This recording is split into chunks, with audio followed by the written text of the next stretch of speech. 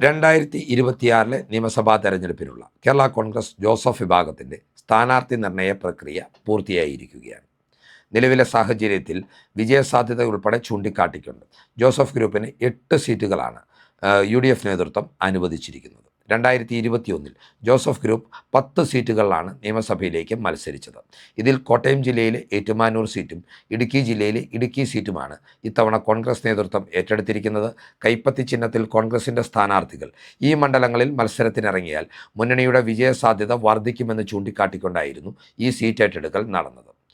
ഏറെ പ്രതിഷേധം അറിയിച്ചുവെങ്കിലും ഒടുവിൽ PJ ജോസഫ് കോൺഗ്രസിൻ്റെ ഈ തീരുമാനത്തിന് വഴങ്ങിക്കൊടുക്കുകയായിരുന്നു എന്നതാണ് യാഥാർത്ഥ്യം.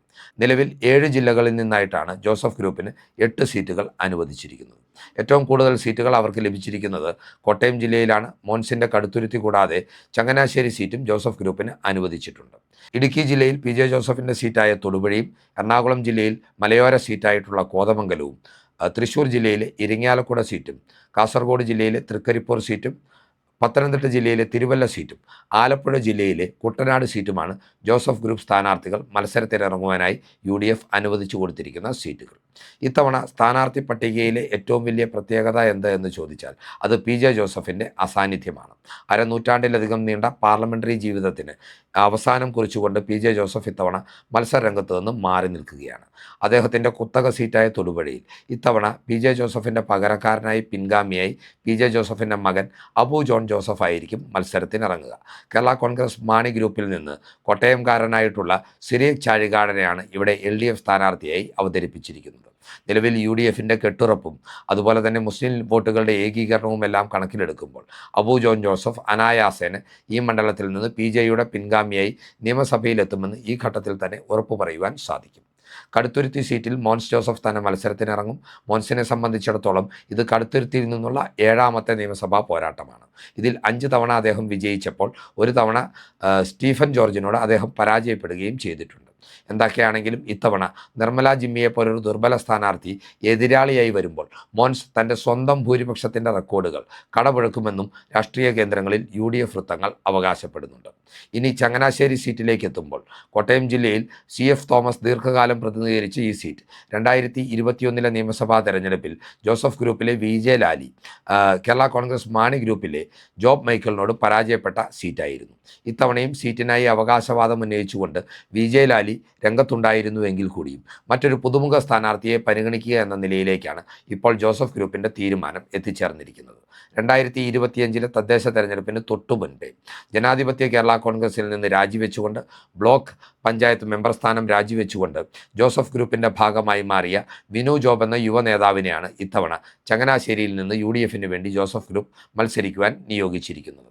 2025 തദ്ദേശ തെരഞ്ഞെടുപ്പിൽ LDFിൻ്റെയും CPMൻ്റെയും കുത്തകയായിരുന്ന തൃക്കൊടിത്താനം ഡിവിഷൻ, ജില്ലാ പഞ്ചായത്തിലെ തൃക്കൊടിത്താനം ഡിവിഷൻ പിടിച്ചെടുത്തതാണ് വിനു ജോബിന് അനുകൂലമായി സീറ്റ് നിർണയ നടപടികൾ എത്തിച്ചേരുവാൻ കാരണം. നിലവിലെ രാഷ്ട്രീയ സാഹചര്യത്തിൽ ചങ്ങനാശ്ശേരിയിൽ നിന്ന് വിനു ജോബിനെ പോലെ കരുത്തനായൊരു സ്ഥാനാർത്ഥി രംഗത്തിറങ്ങിയാൽ സിറ്റിംഗ് MLA ആയിട്ടുള്ള ജോബ് മൈക്കിളിനെ മലത്തിയടിക്കാമെന്നും ചങ്ങനാശ്ശേരി എന്ന CF തോമസിൻ്റെ സീറ്റ് തിരികെ പിടിക്കുവാൻ കഴിയുമെന്നുള്ള ആത്മവിശ്വാസം ഇതിനോടകം തന്നെ UDF വൃത്തങ്ങളിൽ ശക്തമാണ്. ഏറെ തർക്കങ്ങൾക്ക് ശേഷം ജോസഫ് ഗ്രൂപ്പ് നേടിയെടുത്തൊരു സീറ്റാണ് അവർ പരമ്പരാഗതമായി UDFിൽ നിന്ന് മത്സരിച്ചു പോരുന്ന കുട്ടനാട് സീറ്റ്. ആലപ്പുഴ ജില്ലയിലെ കുട്ടനാട് സീറ്റിലേക്ക് ഇത്തവണ ജോസഫ് ഗ്രൂപ്പ് മത്സരത്തിനായി നിയോഗിച്ചിരിക്കുന്നത് പാർട്ടിയുടെ വൈസ് ചെയർമാൻ കൂടിയായിട്ടുള്ള പ്രമുഖ വ്യവസായി റെജി ചെറിയാനെയാണ്. റെജി ചെറിയാൻ ഇവിടെ എതിരാളിയായി നേരിടേണ്ടി വരിക സിറ്റിംഗ് MLA ആയിട്ടുള്ള തോമസ് K തോമസിനെയാണ്. നിലവിലെ രാഷ്ട്രീയ സാഹചര്യങ്ങൾ പരിഗണിക്കുമ്പോൾ UDFിൻ്റെ വോട്ടുകൾ ഭിന്നിച്ചു പോയെങ്കിൽ മാത്രമേ റെജി ചെറിയാന് പരാജയമുണ്ടാകുവാനുള്ള സാധ്യതയുള്ളൂ. ഇതിന് പ്രധാനപ്പെട്ട കാരണമെന്ന് പറയുന്നത് മണ്ഡലത്തിലെ വോട്ടർമാർ അത്രമാത്രം വെറുക്കുന്ന ഒരു MLA ആയി തോമസ് K തോമസ് മാറി എന്നുള്ളതാണ്. റിപ്പോർട്ടർ ചാനലിൻ്റെ സർവേയിൽ കേരളത്തിലെ ഏറ്റവും മോശം MLA എന്ന നിലയിൽ 140ാം റാങ്ക് നേടിയ വ്യക്തിത്വം കൂടിയാണ് തോമസ് K തോമസ്. എന്നിരുന്നാലും കോൺഗ്രസും ജോസഫ് ഗ്രൂപ്പും തമ്മിൽ സ്ഥാനാർത്ഥി നിർണയവുമായി ബന്ധപ്പെട്ട് ഉടലെടുത്തിട്ടുള്ള ഭിന്നതകൾ വോട്ടിങ്ങിൽ പ്രതിഫലിച്ചാൽ, തെരഞ്ഞെടുപ്പ് പ്രചരണത്തിൽ പ്രതിഫലിച്ചാൽ അത് UDFിൻ്റെ സാധ്യതകൾക്ക് മങ്ങലേൽപ്പിക്കും എന്ന കാര്യത്തിലും തർക്കമില്ല. പത്തനംതിട്ട ജില്ലയിലേക്ക് എത്തുമ്പോൾ 5 നിയമസഭാ സീറ്റുകളിൽ ജോസഫ് ഗ്രൂപ്പിന് ലഭിക്കുന്ന ഏക സീറ്റാണ് തിരുവല്ല. തിരുവല്ലയെ സംബന്ധിച്ചിടത്തോളം ഇത്തവണ വലിയ വിജയപ്രതീക്ഷയാണ് UDFും ജോസഫ് ഗ്രൂപ്പും വെച്ചു പുലർത്തുന്നത്. ജോസഫ് M പുതുശ്ശേരി ഉൾപ്പെടെയുള്ള നേതാക്കളെ ഇത്തവണ മാറ്റി നിർത്തിക്കൊണ്ട് പാർട്ടിയുടെ ജില്ലാ അധ്യക്ഷൻ കൂടിയായിട്ടുള്ള UDF ജില്ലാ ചെയർമാൻ വർഗീസ് മാമനെയാണ് പാർട്ടി ഇത്തവണ ഇവിടെ പോരിനായി നിയോഗിക്കുന്നത്. ദീർഘകാലമായി ജനതാദളിൻ്റെ മാത്യു ടി തോമസാണ് ഇടതുമുന്നണിക്ക് വേണ്ടി തിരുവല്ല സീറ്റ് നിലനിർത്തുന്നത്. എന്നിരുന്നാലും ഇത്തവണ കാര്യങ്ങൾക്ക് മാറ്റമുണ്ടാകുമെന്നും തിരുവല്ല തങ്ങളുടെ കൈപ്പിടിയിൽ ഒതുങ്ങുമെന്നും ജോസഫ് ഗ്രൂപ്പും UDF നേതൃത്വവും ഒരുപോലെ വിശ്വസിക്കുന്നുണ്ട്. ജോസഫ് ഗ്രൂപ്പിനെ സംബന്ധിച്ചിടത്തോളം കോൺഗ്രസ് ഈ നിയോജക മണ്ഡലത്തിൽ അവർക്ക് നൽകുന്ന ഉറച്ച പിന്തുണ അവരുടെ വിജയപ്രതീക്ഷകൾക്ക് ഏറെ തിളക്കം വെപ്പിച്ചിട്ടുണ്ട് എന്നതാണ് യാഥാർത്ഥ്യം. 2025 തദ്ദേശ തെരഞ്ഞെടുപ്പിൻ്റെ വോട്ട് കണക്കുകൾ പരിശോധിക്കുമ്പോൾ ജോസഫ് ഗ്രൂപ്പിന് ഏറ്റവും മികച്ച സ്ട്രൈക്ക് റേറ്റ് നേടുവാൻ കഴിഞ്ഞിട്ടുള്ള മണ്ഡലവും തിരുവല്ല തന്നെയാണ്. തിരുവല്ല നഗരസഭാ അധ്യക്ഷ പദവിയിൽ ഇപ്പോൾ ഉള്ളതും ജോസഫ് ഗ്രൂപ്പിൻ്റെ പ്രതിനിധിയാണ്. ജോസഫ് ഗ്രൂപ്പ് മത്സരിക്കുവാൻ ഇറങ്ങുന്ന 6ാമത്തെ സീറ്റ് എന്ന് പറയുന്നതും എറണാകുളം ജില്ലയുടെ മലയോര മണ്ഡലമായിട്ടുള്ള കോതമംഗലമാണ്. 2021 ഇവിടെ നിന്നും മത്സരിച്ച് 5000-ലധികം വോട്ടുകൾക്ക് പരാജയപ്പെട്ടു പോയിട്ടുള്ള പാർട്ടിയുടെ പ്രമുഖ നേതാവായിട്ടുള്ള ഷിബു തെക്കുംപുറമായിരിക്കും ഇത്തവണ വീണ്ടും ജനവിധി തേടുക. ഷിബു തെക്കുംപുറത്തിൻ്റെ സ്ഥാനാർത്ഥിത്വത്തിനെതിരെ പ്രാദേശിക കോൺഗ്രസ് നേതൃത്വം ആദ്യഘട്ടത്തിൽ രംഗത്തെത്തിയിരുന്നു.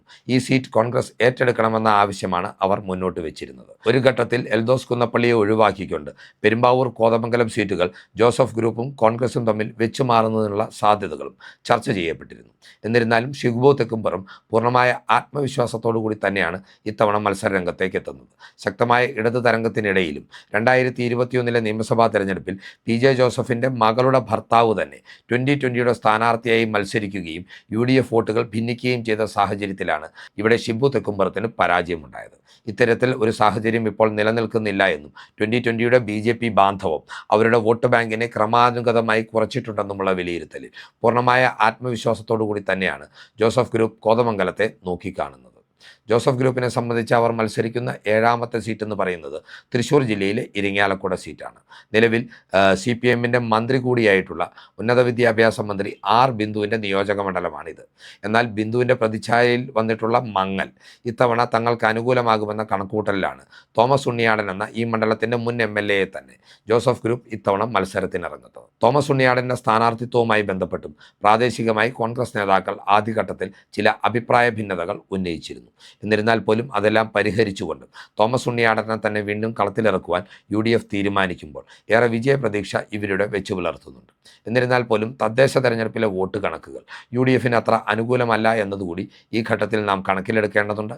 ചാലക്കുടി നിയോജക മണ്ഡലത്തിലെ വോട്ട് കണക്കുകൾ തദ്ദേശ തെരഞ്ഞെടുപ്പിലേത് പരിശോധിക്കുമ്പോൾ ഏറെക്കുറെ 4000-ലധികം വോട്ടുകൾക്ക് ഇവിടെ LDF UDFന് മേൽ ആധിപത്യം സ്ഥാപിച്ചിട്ടുണ്ട് എന്നും നമുക്ക് മനസ്സിലാക്കുവാൻ സാധിക്കുന്നുണ്ട്. ഏതൊക്കെയാണെങ്കിലും തോമസ് ഉണ്ണിയാടനെ പോലെ 3 വട്ടം ഈ നിയോജക മണ്ഡലത്തെ പ്രതിനിധീകരിച്ച ഒരു നേതാവിലൂടെ ഈ മണ്ഡലം തിരികെ പിടിക്കാമെന്നുള്ള ആത്മവിശ്വാസത്തിൽ തന്നെയാണ് ഇപ്പോൾ ജോസഫ് ഗ്രൂപ്പ് അദ്ദേഹത്തിന് സ്ഥാനാർത്ഥിത്വം അനുവദിച്ചിരിക്കുന്നത്. കേരള കോൺഗ്രസ് ജോസഫ് ഗ്രൂപ്പിനെ സംബന്ധിച്ചിടത്തോളം അവർ ഒട്ടും വിജയപ്രതീക്ഷ അർപ്പിക്കാതെ മത്സരത്തിനിറങ്ങുന്ന ഒരു മണ്ഡലം എന്ന് പറയുന്നത് കാസർഗോഡ് ജില്ലയിലെ തൃക്കരിപ്പൂർ സീറ്റാണ്. എല്ലാ കാലഘട്ടത്തിലും ഇടതുമുന്നണിയുടെ ഉറച്ച കോട്ടയായ തൃക്കരിപ്പൂരിൽ ജോസഫ് ഗ്രൂപ്പ് വിജയം പ്രതീക്ഷിക്കുന്നില്ല എങ്കിൽ കൂടിയും മലബാർ ബെൽറ്റിൽ ഒരു സീറ്റ് ഉണ്ടാവണം എന്നുള്ള അവരുടെ ആവശ്യമാണ് തൃക്കരിപ്പൂർ സീറ്റ് അവർക്ക് അനുവദിക്കുവാനുള്ള പ്രധാനപ്പെട്ട കാരണം. സണ്ണി ജോസഫ് നേരത്തെ തൻ്റെ വിശ്വസ്തനായിട്ടുള്ള ഒരു നേതാവിനെ ഈ മണ്ഡലത്തിലേക്ക് പരിഗണിക്കണമെന്നും അതിനാൽ തന്നെ സീറ്റ് കോൺഗ്രസിന് വിട്ടു നൽകണമെന്നുമുള്ള ആവശ്യം PJ ജോസഫിന് മുന്നിൽ ഉന്നയിച്ചിരുന്നു. എന്നാൽ മലബാർ ബെൽറ്റിൽ ഒരു സീറ്റിൽ മത്സരിക്കുക എന്നത് പാർട്ടിയുടെ അഭിമാന വിഷയമാണെന്ന് ചൂണ്ടിക്കാട്ടിക്കൊണ്ട് തന്നെയായിരുന്നു CPMൻ്റെ ഈ ഉറച്ച കോട്ട വേണമെന്ന് PJ ജോസഫ് ശടിച്ചത്. എന്തൊക്കെയാണെങ്കിലും പാർട്ടിയുടെ ജില്ലാ അധ്യക്ഷൻ കൂടിയായിട്ടുള്ള ജെറ്റോ ജോസഫിനെയാണ് ഈ നിയോജക മണ്ഡലത്തിലേക്ക് സ്ഥാനാർത്ഥിയായി പരിഗണിക്കുന്നത്. നിലവിലെ രാഷ്ട്രീയ സാഹചര്യങ്ങളും എതിർ സ്ഥാനാർത്ഥികളെയും വിലയിരുത്തുമ്പോൾ ജോസഫ് ഗ്രൂപ്പിന് ഈ 8 സീറ്റുകളിൽ ഏറ്റവും ചുരുങ്ങിയത് 5 സീറ്റുകളെങ്കിലും വിജയിക്കാമെന്ന കാര്യത്തിൽ രാഷ്ട്രീയ കേന്ദ്രങ്ങൾക്ക് പോലും എതിരഭിപ്രായമില്ല. തൊടുപുഴ സീറ്റിൽ PJ ജോസഫിൻ്റെ മകൻ അബു ജോസഫും കടുത്തുരുത്തിയിൽ മോൻസ് ജോസഫും വിജയിക്കുമെന്ന കാര്യത്തിൽ രാഷ്ട്രീയ എതിരാളികൾ പോലും സംശയം പ്രകടിപ്പിക്കുന്നില്ല എന്നതാണ് യാഥാർത്ഥ്യം. നിലവിലെ കണക്കുകൾ പരിശോധിക്കുമ്പോൾ ചങ്ങനാശ്ശേരിയിലെ സ്ഥിതിയും തിരുവല്ലയിലെ സ്ഥിതിയും ജോസഫ് ഗ്രൂപ്പിന് ഏറെ അനുകൂലമാണ്. ഇതിനു പുറമെ ശക്തമായ മത്സര സാധ്യതയാണ് കുട്ടനാട് കോതമംഗലം സീറ്റുകളിലും ജോസഫ് ഗ്രൂപ്പ് കാണുന്നത്. തൃക്കരിപ്പൂരിലെ പരാജയം ഏറെക്കുറെ ഉറപ്പാണെങ്കിലും തോമസ് ഉണ്ണിയാടനും ശക്തമായ വിജയ സാധ്യത നിലനിൽക്കുന്നു എന്ന വിലയിരുത്തലുകളും പുറത്തു വരുന്നുണ്ട്. അങ്ങനെയൊക്കെ സംഭവിച്ചാൽ ഏറ്റവും മികച്ച പ്രകടനം കാഴ്ചവെച്ചുകൊണ്ട് മത്സരിച്ച 8 സീറ്റുകളിൽ 7 സീറ്റുകൾ വരെയും വിജയിച്ച് കയറുവാനുള്ള സാധ്യതയും ജോസഫ് ഗ്രൂപ്പിന് മുന്നിലുണ്ട്. ഈ രാഷ്ട്രീയ ചിന്തകൾ പ്രേക്ഷകർക്കായി പങ്കുവെച്ചുകൊണ്ട് ഈ വീഡിയോ ഇവിടെ അവസാനിപ്പിക്കുകയാണ്. കൂടുതൽ രാഷ്ട്രീയ വാർത്തകൾക്കും വിശകലനങ്ങൾക്കുമായി ഞങ്ങളുടെ ചാനൽ സബ്സ്ക്രൈബ് ചെയ്യുക. നന്ദി.